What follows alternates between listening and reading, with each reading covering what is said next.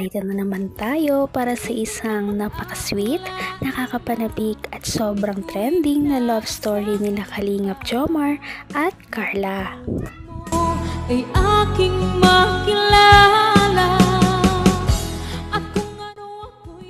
Para sa pagpapatuloy ng ating love story, ngayon ay sobrang importante ng vlog na ito dahil meron tayong malalaman na pinaka-importanting detalye sa love team ni Kalingap Jomar at Ate Carla.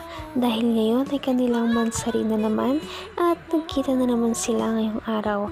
At sa kanilang pag-uusap, syempre, natural na pag-usapan na naman nila ang mga bagay-bagay sa kanilang buhay. Ngunit meron silang na-share na hindi nila sinasadyang i-share sa ating mga viewers nila. Ano kaya ang kanilang tinatago? At malalaman na rin natin ito sa video na ito.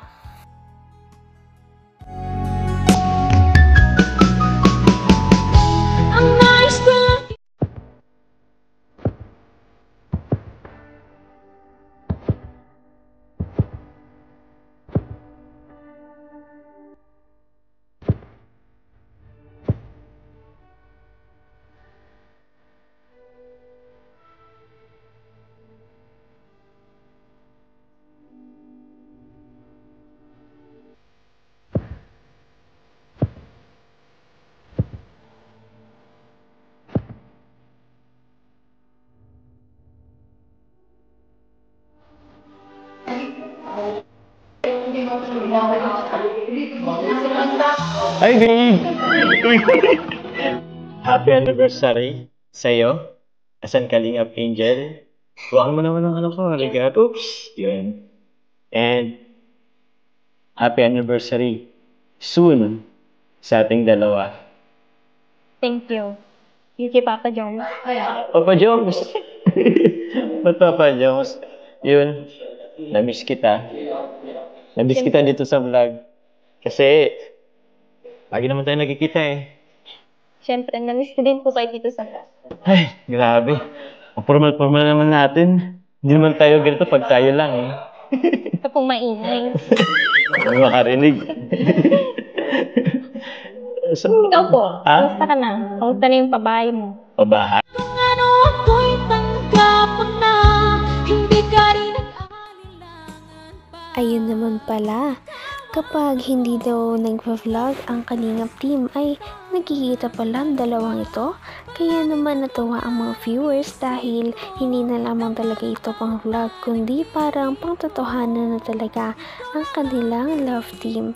Sana nga. Kamusta na yung pabahay mo? Pabahay? Ayos lang. Medyo hindi pa naman siya tapos pero hopefully pagbalik natin galing Thailand matapos na, mabuo na. Tsaka invite kita ha sa ribbon cutting. Dapat andun ka. Sige po, kung walang pasok. Wala yung pasok. Gagawin natin talaga walang pasok. Kasi kailangan andun ka. Dapat andun ka sa ribbon cutting. Kasi achievement ko rin yun eh. Achievement natin talaga actually. So first pabahay ko yun. Dito sa Team Kalingap. So laking achievement yun. Kaya dapat talaga andun ka.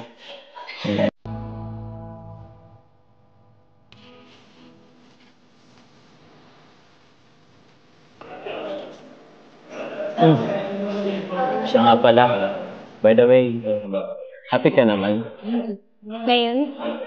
Siyempre, oo naman. Kapag vlog tayo ulit. Iba din kasi yung feeling pag sa vlog eh. Kaya nga eh. Parang may kabal lagi. Thank you pala.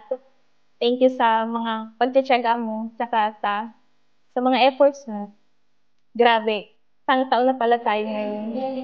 Kaya nga, isang taon na. Isang taon na rin akong naniligaw sa'yo.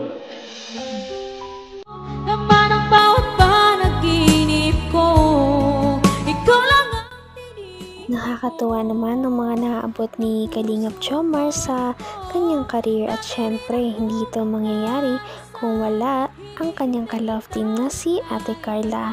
At proud na proud din naman si Ate Carla sa kanyang mga naaabot.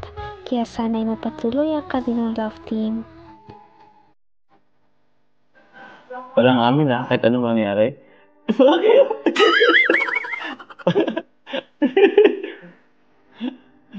Ayan mo lang sila. Basta, masaya tayo. Okay? By the way, lapit na yung Thailand natin Kompleto na bang mga gamit mo? Hindi pa nga po eh. Oo. Bibili po sana ako mamaya. Pwede Mamaya? po, samahan mo po. Sige.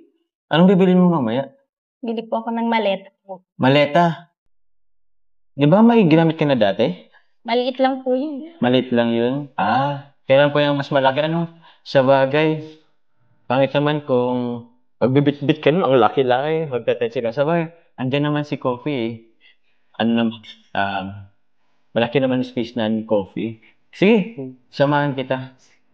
Ano pa ba? Meron pa ba? Yun lang naman. May ibang gamit naman. May ibang gamit naman. Pwede ba kasi, di ka pa kasi nakasakay sa sa motor?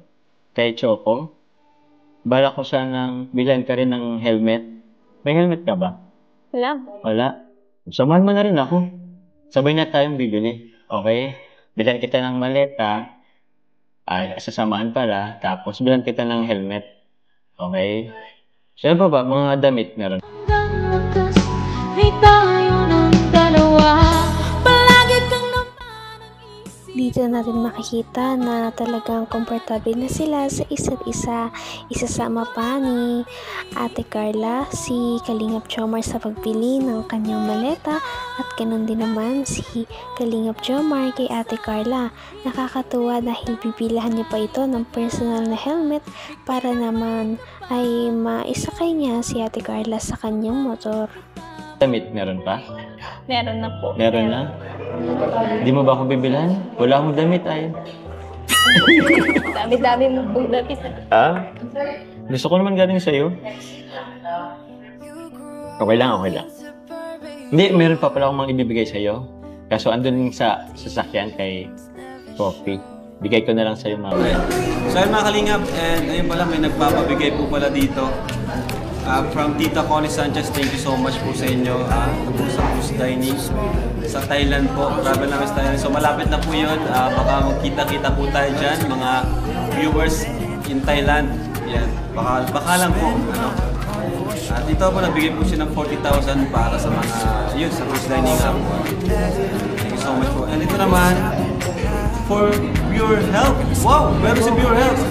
From Tita Connie Sanchez. 10,000 and 20,000 allowance. Allowance. Ano to, Jess? Allowance sa Thailand? Oo. Ngayon. So, allowance nila sa Thailand. So, ito, bibigay ko na sa kanila. Nasa Manila kami. Bibigay ko na po ito para hindi ko na po ito, hindi ko na ito bubuksan. Ito mismo. Tig 10,000 siguro sila dito. Allowance na nila to sa Thailand. Ha? Hindi. 20K ba ito? Wala man, 10K yung 20,000 daw po silang dalawa.